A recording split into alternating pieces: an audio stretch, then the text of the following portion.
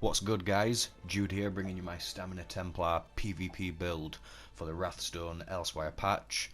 This is a solid 1vx Stamina Templar setup, 2H dual wield medium armor.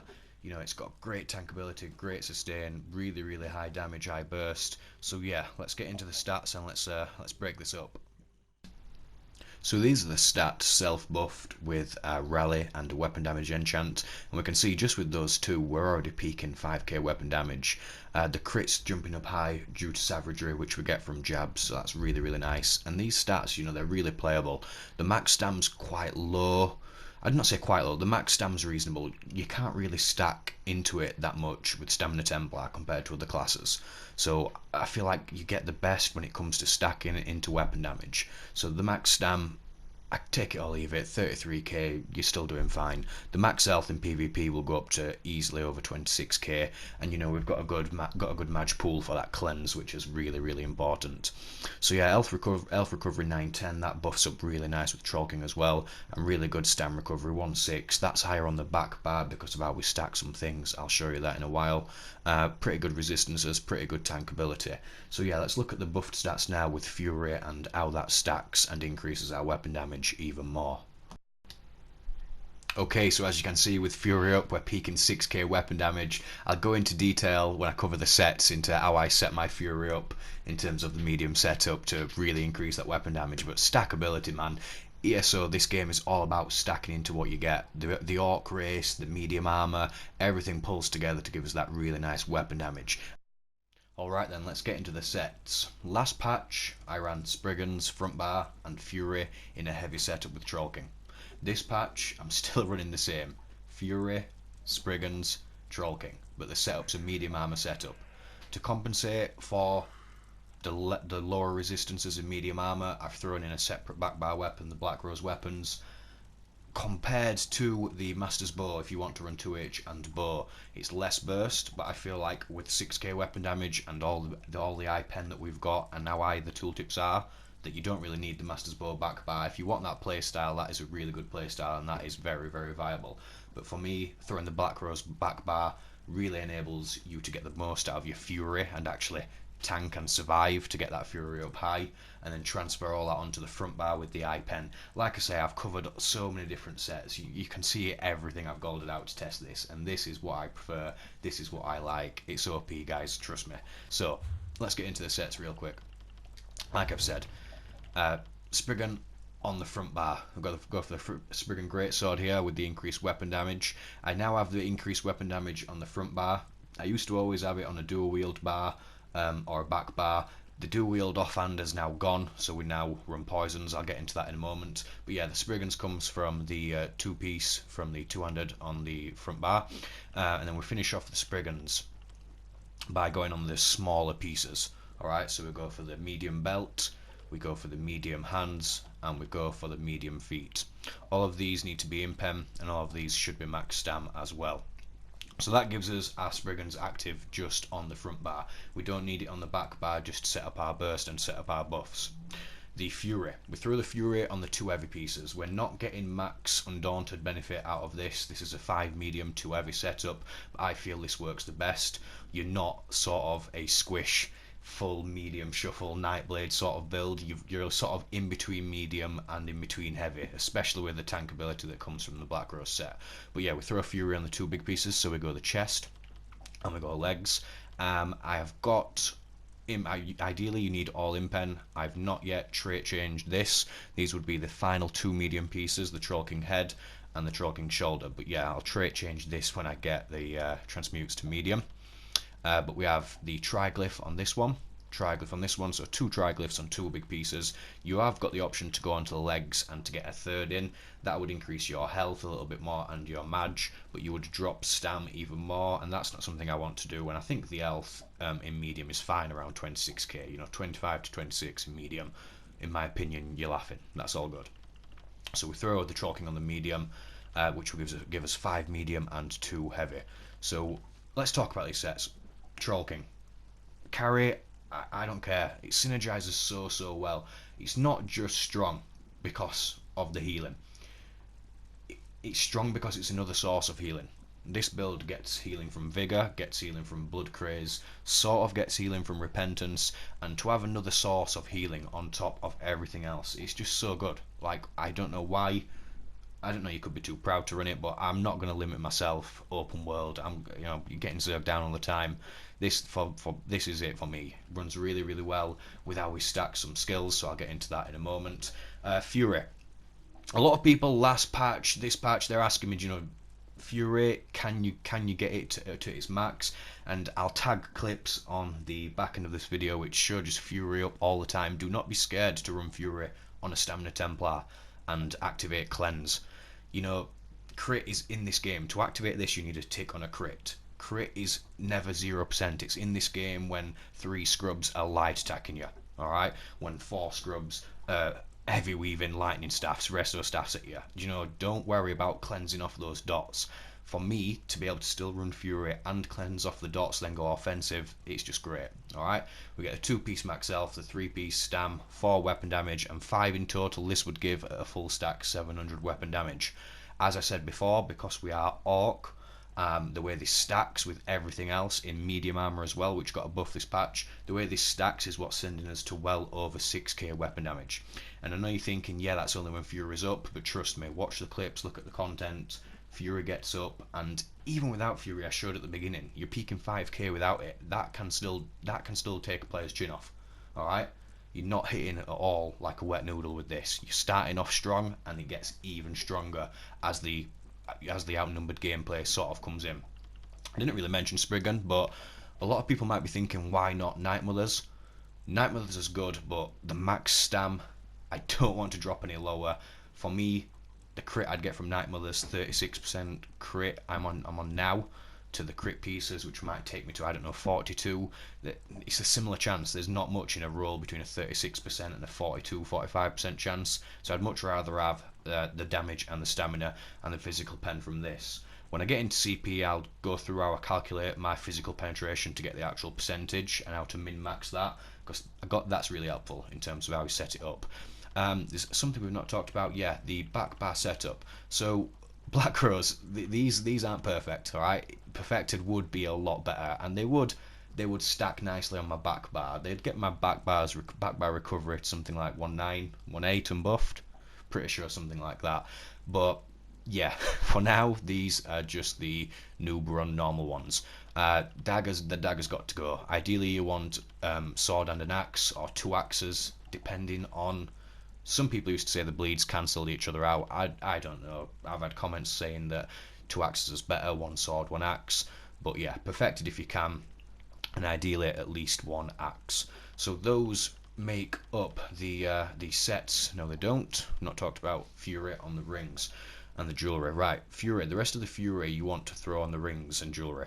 This must be done so you can run this in a medium armor setup. Alright, which in my opinion is working really, really well right now. It's the best way to stack high weapon damage. On top of this, people are asking why this is still divines. Alright, try changing these things. Infused on all of them, you really do get a lot of bang for your buck in terms of the increase in damage. Now, normally golded rings, they don't make any difference. If you're golding anything for the first time on your build, you're golding your weapons. Alright, getting better healing, get a better damage. But with this, the infused really, really does stack. You've got all those sources of weapon damage.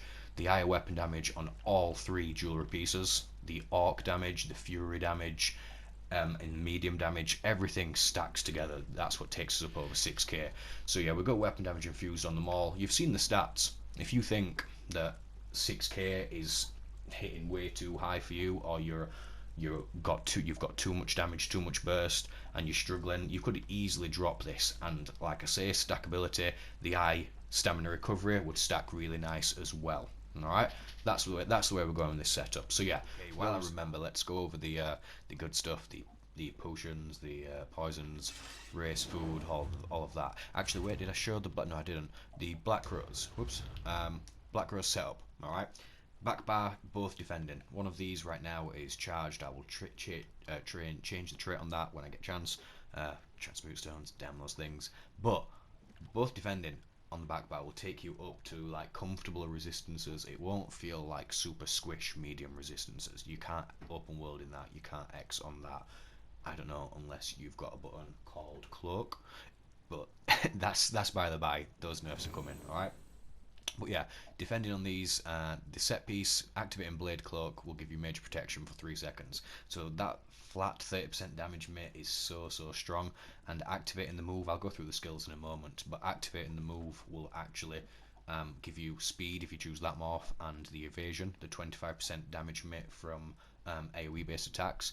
Now, don't think of AoE as in ground AoEs, alright? I think of it as other people's jabs, Dawnbreakers, leaps, meteors, scorias, alright? You know, all that good stuff that really messes you up. It's such a good skill. Pairs really well, obviously, with this as part of the set piece. While we're here, let's talk about the poisons. These are really strong poisons, alright?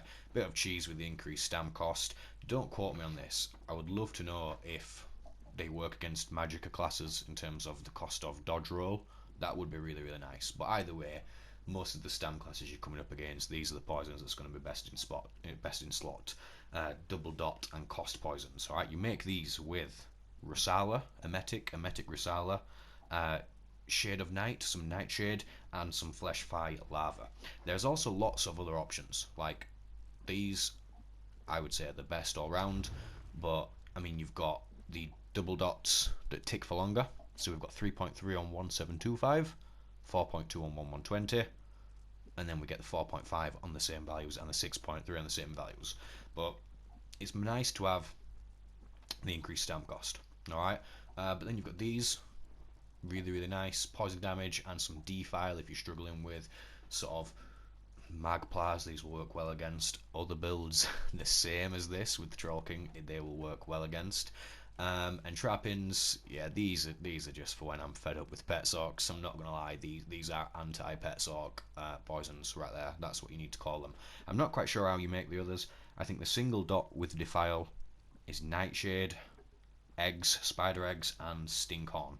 And you can also find, I think there's a snare one. Yeah, this snare one is really nice. Alright, now since I mentioned this, I didn't think I said it clearly enough, but since the dual wield infused, I should have said, got nerfed where the offhand affected the main hand, since that change has come in, poisons back bar, dual wield, weapon damage front bar, that's all I've been running. But yeah, these things are nice. Let's look at these. I think these are the more expensive ones.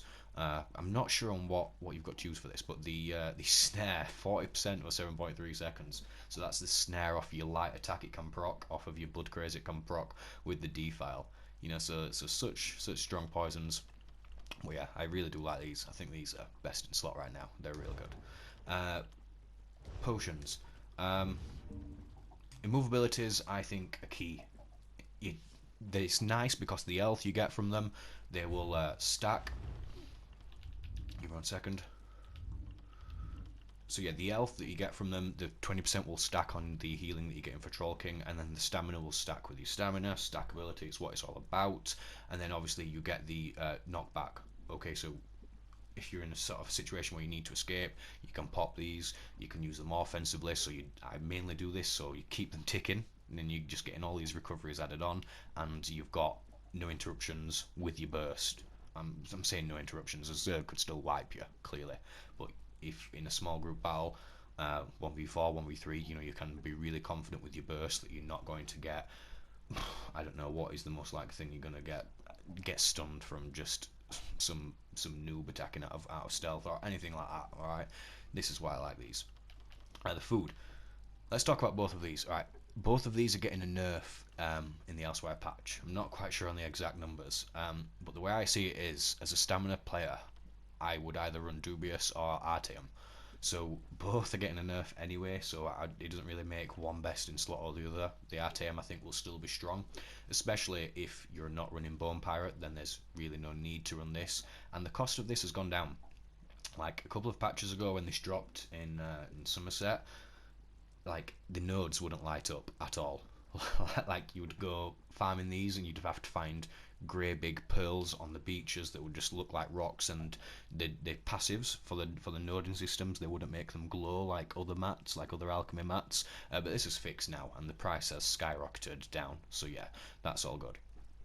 So I think we've covered most of the extra things. Race, we've not yet talked about race. There's lots of good races this patch, lots of good ones. Have I gone past it? No, I've not. But for me it's Orc. Alright, Master Race, max stam 2k. We're pushing lower max stam by compensating that weapon damage, so that's nice to get. The Elf 1000 flat is not bad at all. When you deal damage with the weapon ability for 612, once every 4 seconds, 612 isn't enough to keep you alive. So, you know, you take the max health from that. But then this is the big one. This is such a strong passive compared to the others still. Flat weapon damage, yes, take it. And then if we look at the other part of this as well, so many things combined into this. You're getting the reduced cost of sprint and increased movement speed bonus by 10%. Medium, yes, we like the increased movement speed with quick cloak as well. Sprint cost, you know, it's just strong. Alright. Other things would work well.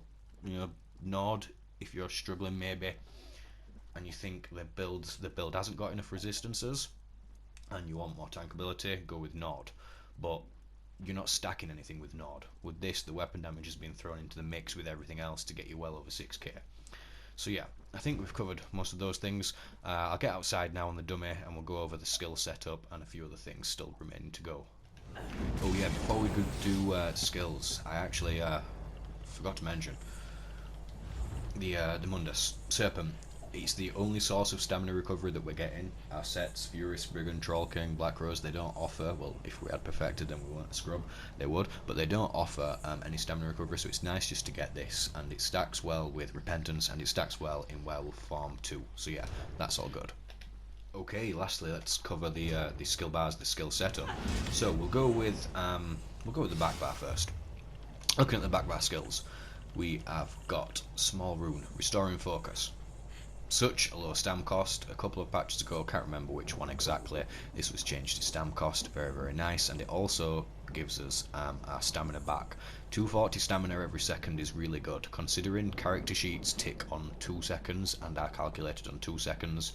You could sort of count this as adding well over 400 plus how it stacks to your character sheet. So when you look at the stam on the back bar, unbuffed 1.7, you know, really this is a lot higher if you consider that. So that's where I think, you know, you can get away with running the Fury and the Spriggans, and the regen's still all good. Repentance, this is really nice for the passive first of all. So while slotted, we basically get 10% regens on try on everything, Elf, Stam and Mage. So the Elf is a benefit because we're in Troll King. The Magic is always a benefit for Cleanse because it costs a little bit more now. And obviously the stamina is really, really nice to bump up those regens still by not running any regen sets at all. And then obviously you've got the move itself, which is just lovely. It's just lovely to get a group kill and to Repentance. It's lovely to dodge roll cancel a Repentance. You know that's where this game's at right now. All right, Cleanse. High Mage cost, but really, really useful. This is what makes Stamplar for me so good. All right, played Magplar quite a lot. PvE now, just a healer, but Stamplar for me with Cleanse just makes it so strong. I was hoping it would stay unique, but I think Necromancer have got some sort of Cleanse, you know, they'll probably do everything, but yeah, this is a really good skill. You need this. People say be careful with Fury and this together.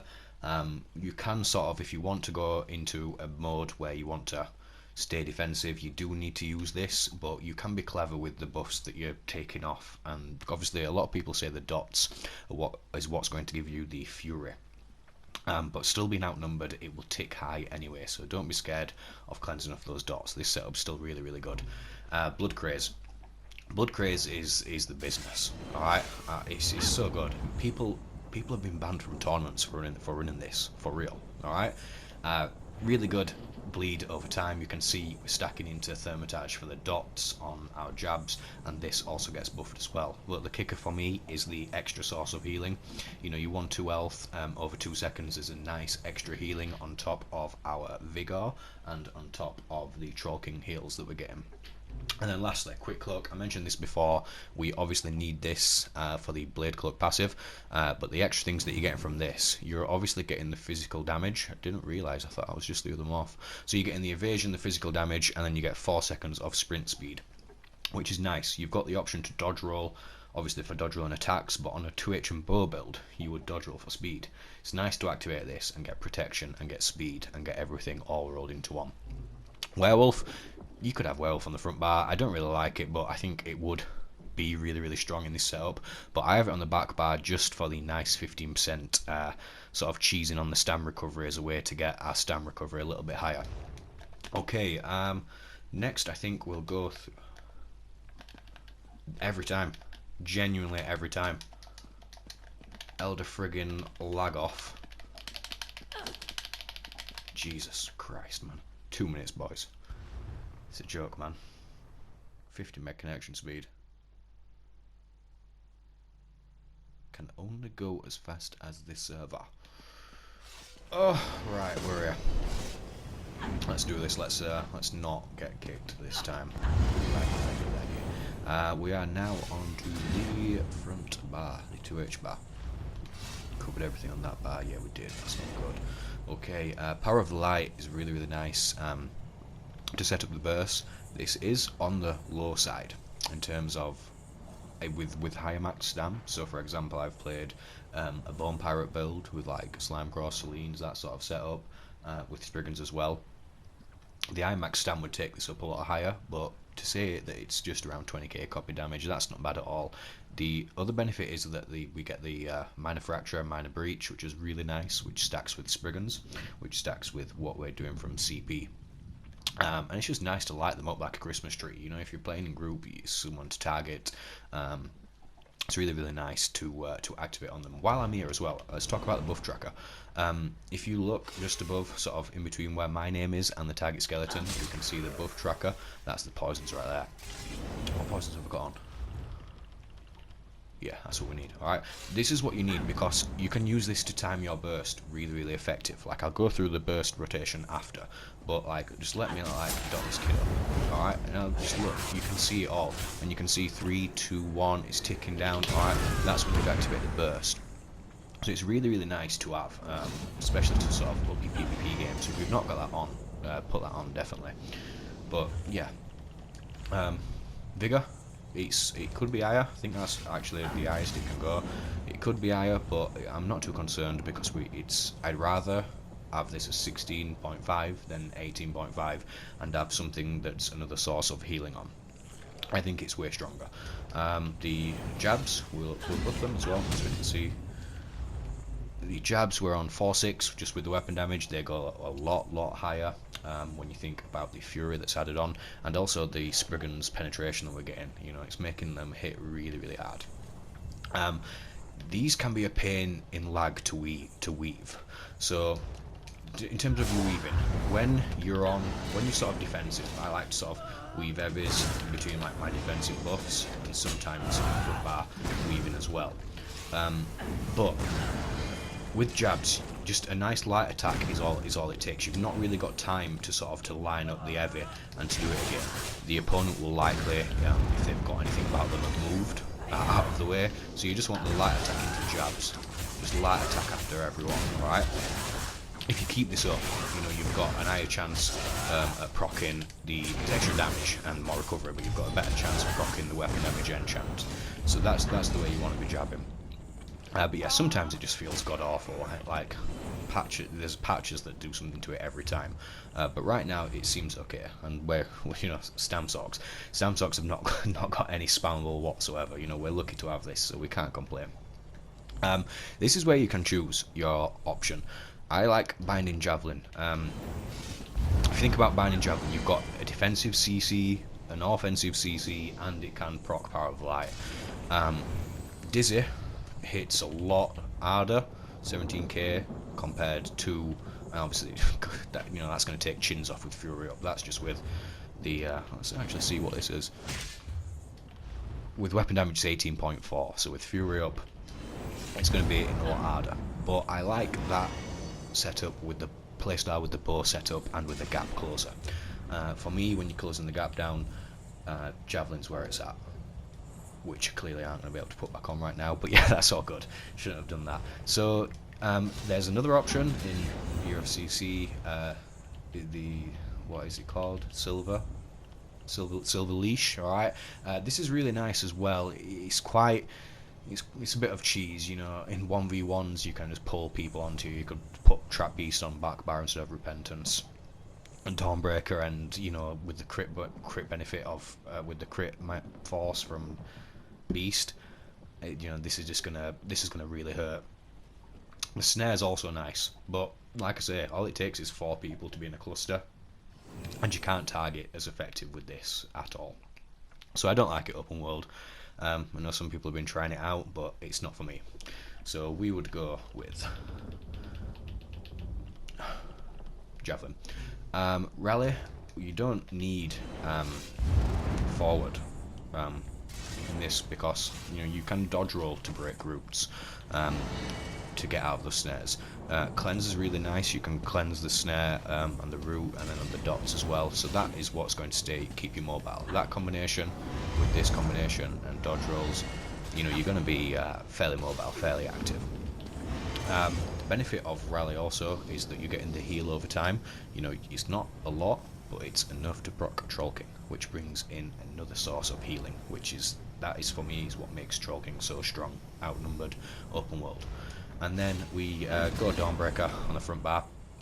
It's nice just to have like an AoE stun with this, you know, with Fury up full, taking someone to a choke and then turning on them and dropping this.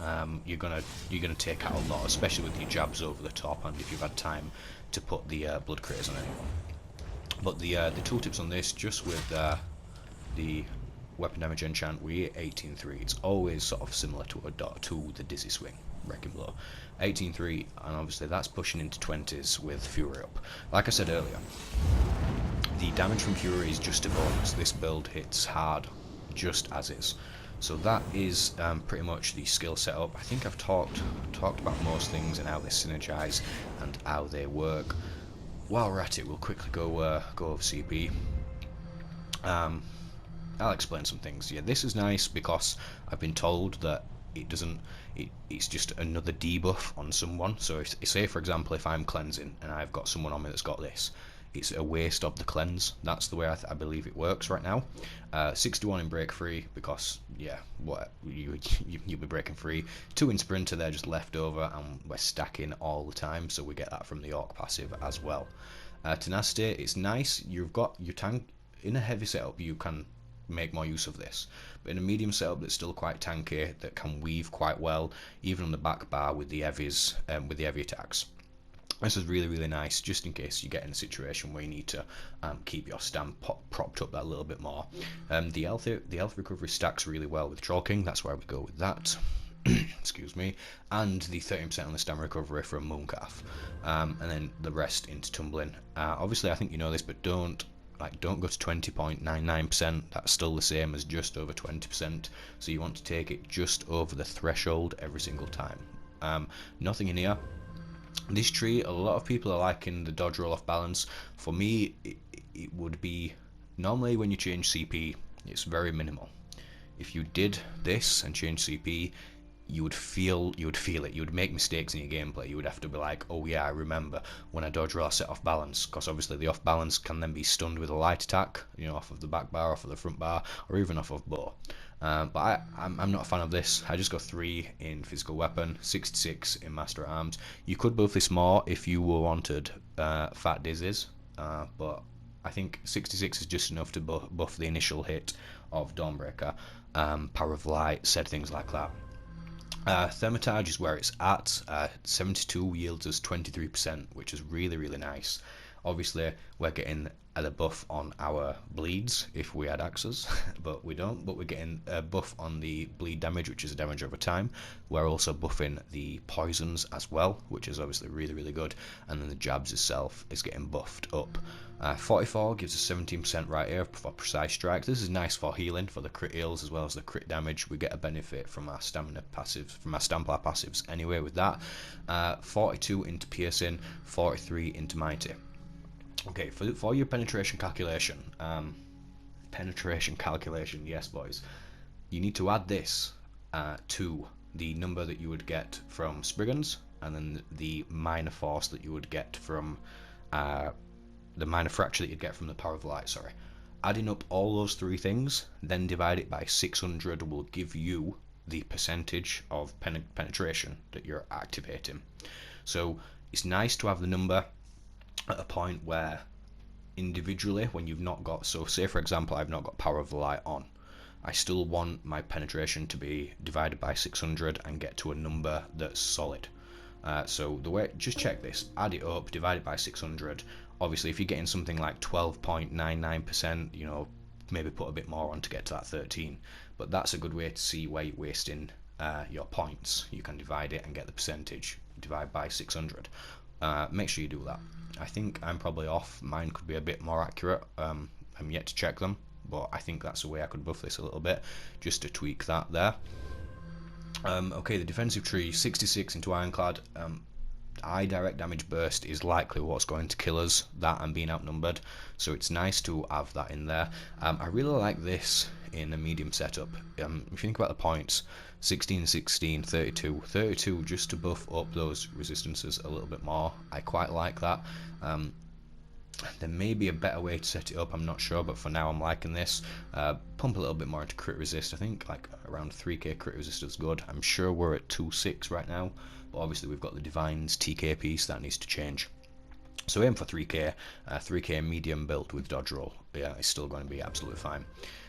Thick skinned, okay, we've got cleanse, but sometimes we'll hang on that cleanse to get that fury up. So it's nice to just have some damage mit with this, and it's not just dots that are hurting, sort of like damage over time in this game is really, really weird. So it's not just like AoE ground based dots that's going to be hurting you. There's other things that this can be good against that you don't exactly notice as a dot. And then just an even split here for that base damage mit, for the physical poison disease, flame, frost, shock, magic, and nothing in here. So that is pretty much the CP. Okay, the video is getting quite long now, but I'd rather give sort of detailed, accurate information that people find useful than just sort of throwing something out there. For me, watching a build video is not just copying and pasting, it's actually learning a thing or two. So yeah, I hope that benefits you, and if it does or doesn't, either way, just let me know below, let me know what you think. So yeah, the basic damage rotation, really, really important. Make sure you've got all your buffs active, alright? You want to be sort of, if you're on line of sight, setting your rune up, setting this buff up. Your short buffs, so like your vigor, they go on last when you're running in. No gap closer, so you want to be making sure you're closing the gap at all times. That's why medium benefits from this without a gap closer. It's really, really nice. And you want to be starting off with your light attack into your rending and bar swap. Straight away we're moving on to the Spriggan's Bar, which has got more penetration. We can see we're getting nice ticks on damage over time there, like really, really nice. Okay, so you want to go into that. So light attack, blood craze, light attack, power of the light. Missed the light attack there. Try that again. Just let it wind down. Light attack, blood craze, light attack, power of the light, light attack, jab, light attack, jab, light attack, jab, dawnbreaker. A little bit slow there on the ending, could have probably done it a bit faster and got another one in. Obviously if you've not got the DB, you can go for spear chuck, and that's it. It's pretty much really, really simple. Make sure for your extra sustain that you're weaving on and off, so you go in with light attack into your vigor, you know, you've got light attack into your rally. Just little things like that is really what's going to make the build nice and work well. In terms of coming from the back bar as well, the anti-cancel on this is just nice. It's literally a bar swap. Like, they don't even need to see it. Like, it can come from light attack just as fast into it and it's off, or you can sort of weave around corners and get the Evian bar swap. Alright, so that's the basic sort of damage setup, damage rotation that I would go for. Obviously we've talked about this before, but be really careful with your cleanse. You can see the buff tracker on the bottom, so you know what you need to cleanse, you know what you don't need to cleanse. But that's pretty much it, guys. So I'm going to tag. I think I'm going to commentate. Yeah, I'll commentate over a couple of examples of some output gameplay. I think that's like the thing you need to do. Like with build videos, it's nice to get the full package and show that off as well. So I've got some clips that I'll tag at the end. If you look in the description of the build video, Depending on when you look at it, I should have time to edit it and to link up my gameplay of this that I've already got out there. But let me know what you think, guys. If you like my content and you want to stick around, sub away. That would be really, really appreciated. This is just a bit of fun for me. It's a nice hobby, but it's just nice to see that count ticking up. Nice to have input and comments, and I hope this has helped people. Maybe you're not running Stamina Templar. Maybe you're running something else and you've got ideas from it that you want to try and that you want to use. But okay, on to the gameplay. This commentary, I'm sort of new to doing this sort of commentary style. I'll try to make it educational, so just bear with me. The clips aren't amazing. They're ones that I can commentate over and explain decisions and things and reasons behind what I do. Just to try and help sort of take this play style into PvP for you. So we spot Stamina Templar, 2H and bow, 27k health. Yep, we're going to cleanse the Paralyte off, immediately take line of sight, we're drawing him to us, alright, eliminating his bow's doing nothing now. We rush on him, light attack, bar swap, got the rending on, got the bleed, we dodge, we counter with the Dawnbreaker, and we jab, and we stay jabbing, and we jab a little bit more. Alright, that's all you need, really, really simple. Really, really easy way to sort of counter a build like that with cleanse, with taking line of sight. Obviously it was only a 1v1, but it just shows the capabilities of the build. Even without Fury there, I think Fury got to like 6, but we did well. So sort of getting a flavour of these guys, not under too much pressure at the moment until we get another guy out of Cloak. I've got another AD over there, so I'm not feeling bad, but line of sight is something that I'll need eventually, so I'm moving away. I go for this guy, I wind up the Dizzy, but it would have been a wasted burst, which gets interrupted. Okay, now we're sort of seeing the snipes. Oh, those are from the AD guy. Go to get this guy. Can't really commit to that, the other AD's just died. They're going to turn on me now, you can see it's flooding away. So I've got to this position because I was aware that this could happen. Snipes, bow ults, it's coming in, a friggin' Daedroth. We just take line of sight. We're hoping in this situation to draw one person onto us, which we do. It's the greedy Nightblade, alright? The Pet Sork, he's not even here, but his friggin' harpy things just look at the state of that. So we get the spear, then he rolls back behind me. You know, he would have been dead in any other situation. The bow ult guy comes in, he's just like, you've got to take some bow ult. I'm like, no, I'll move out of there. Alright, they're stacking now, so I've got Fury 11, Dawnbreaker, the guy's going to roll it, gets him. My Troll King's saving me right now, I've not had to Vigor and I'm already at full health. This guy's running, he's just like, yeah, I've got to get out of here, run Daedroth, run. I know all I've got to get is a stun, he's not healing. The stun's on, my resources are low, so I get that cheeky repent. Okay, this guy's been rezzed, so we go for this guy first. Dawny cancel, it's all he needs. Repent, dodge roll. Oh, yes, right. We need to be aware that spear could be reflected here. It's not really damaging us, so the Fury's not getting any higher. Blood Craze on, the rally's dropped, we reapply it, reapply the dots. We can see we've got some poisons, we have got some bleeds. He's just going to take some jabs, just jabs in his face, and he's a goner. Yeah, that's pretty much that clip. So I'll just quickly fast forward on to the other clip right now. This is a staggered sort of 1v5. Go for this guy. I realise he's 17, new to the game, so I'll leave him. But this is what I like to see. I've power of light at him, and he's coming back, and he's like, yes. No, I'm not trolling him right now. Like, you see so many low levels just run. You know, this is how you learn. This kid's going for it. He even gets a cheeky dodge roll off on the spear there. Like, obviously, the other guys come, I have to drop him. But yeah, I really, really like to see that, you know. Shout out to that guy, whoever you are, keep at it, man. Good things are coming. So yeah, we're getting pressured by these guys. We need the Troll King up, we all back on the rally. We'll get the rally for the good heal there. I'm not really happy in this position. Reverb's really affecting my healing, so I just need to sort of separate these guys. So we use the speed, we use the cleanse, we pull to the next choke. Need to keep aware of the res and the 17, I suppose. You know, it could come back with vengeance. Still not happy with the position, so we stay on the defensive. We've got the cleanse, we've got the quick cloak. You know, we're at the top. So we're wanting now with them to be split. They are split where I go in. I don't think that guy did that on purpose. I don't think he chickened out. I think he genuinely went down the gap. So we've got a Stand Warden, quite tanky, but I feel like he's sort of a build that needs a group to kill me, that he's set up that defensive. So we just use the power of light, keep the pressure on, winding the heavies, winding the jabs to try and get that stand back. He goes for the trio. I think I've got a friendly up there, yeah, friendly red. He's putting the odd CC on him just to help me out there. Missed the timing with the CC there, which really should have got. But it's the same rotation. You can see we're really comfortable. The guy up there evens it out with a spear chuck on me, and he just runs away. So we chase after him. Like I said, these clips are coming quite slow and steady, and they're quite chill. I think that's why they're probably better to talk over. My guy's up there, give him a spear back, just let him know we mean business, but it's all good, he's happy to watch. Okay, the guy's happy to go offensive again because he's got a friend. He's actually got 3 friends. No, that's Hunty. He's all good, he comes back and watches actually right now.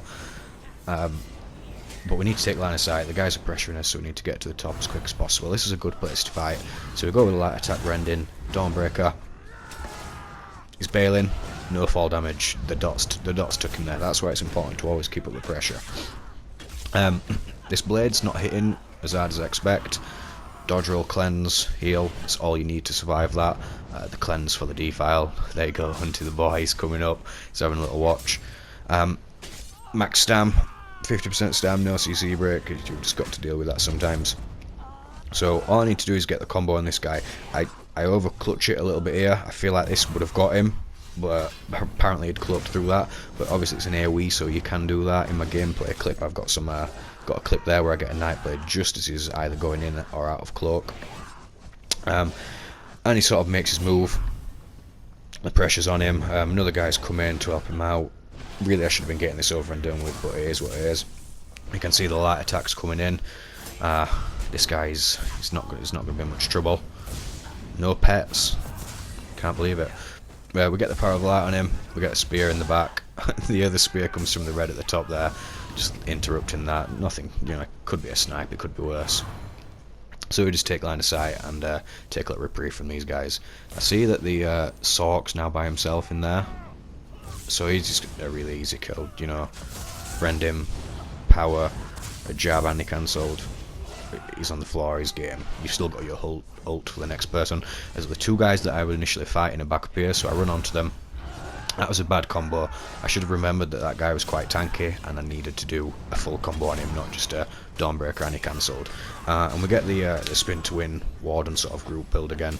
So we just go for the usual separation. Pull them up, see who we can get. I drop below because I'm well aware of the res potential there. We get the spear, we intimidate him. He's not bothered about it. The birds are coming in by the Warden. Sort of not a good position to be in. Maybe an incap at sort of an old time together would have got me there. So I just need to be aware to keep them separate. Same combo on this guy. He literally lives for it. Dawnbreaker as he rolls. Major dottage. He's popping. He's popped. Unfortunately, we can't. They get the reses off now. This is a bad situation here. I go for the guy just like in the last clip that's just had the res. He's low on resources. He's the easiest kill. But the bad situation is I'm downing people in a really open part. These kills would have been much better. Looking back on it, inside the gate or at the top or at the middle. But there's not a lot you can do. You take what you can, but ultimately you'll see that is the downfall in this clip, that I choose the wrong place to fight. But it's all good. I go for this guy. The other guy is a magpie. He's not healing very well. He's putting some hots out now. He's like, yeah, some hots for my boys. Keep cleansing off the power of light. Get our power of light on him. Nice cancel. Jab. I don't know what I was doing there, but he takes it. So this is what would be the last kill in quite a nice clip. But as you know, it's PvP. This would have been the burst, and then yes, Major Zergage. Just look at it. But oh, he gets away. He gets away. It's all good. It's all good. No triads. 2 of them. But I don't take a bag, so it's all good. Judas out.